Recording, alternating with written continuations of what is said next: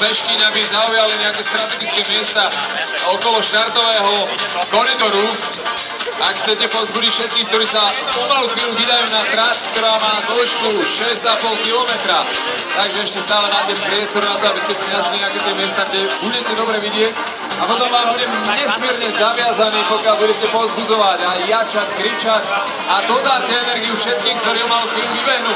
Takže naozaj teraz vy, milí diváci, ste veľmi dôležití pri samotnom štarte, aby ste im dodali tú energiu, pretože ju budú potrebovať, ako ste počuli, samotný beh bude veľmi náročný, ale o to krajší. Takže ešte raz ďakujem všetkým, ktorí dnes prišli a aj s vami to spolu zvládneme. Takže vďaka, o malú chvíľu ideme na to.